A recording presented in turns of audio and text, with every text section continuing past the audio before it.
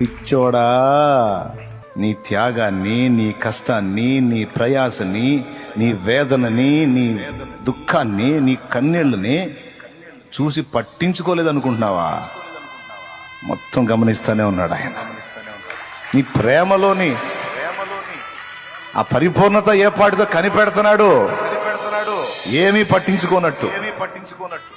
ఇంత సమర్పణ కలిగి ఆయన కోసం పరిగెత్తుతున్నావే, త్యాగం చేశావే, బాధలు పడుతున్నావే, నానా బాధలు పడుతున్నావే. చాలా చేశాను కదా దేవునికి, ఎందుకు నాకు ఇలాంటి పరిస్థితి వస్తుంది? ఇతరుల కంటే కూడా చాలా నమ్మకంగా కష్టపడుతున్నా కదా, నిజాయితీగా కష్టపడుతున్నాను కదా, నాకున్న సమస్తం కోల్పోవటానికి ఇష్టపడ్డా కదా, నానా బాధలు పడుతున్నాను కదా, పడరాని పాటలు పడుతున్నాను కదా, ఎందుకు నాకు ఇలాంటి పరిస్థితి? గమనిస్తున్నాడు ఏమాత్రం. ఇంకా అసలు నీ ప్రేమలోని పరిపూర్ణత ఎంతో కనిపెడుతున్నాడు సైలెంట్ గా. ఓదార్పు కోసం చెప్పట్లా, ఆత్మ నడిపింపులో మాట్లాడుతున్నా.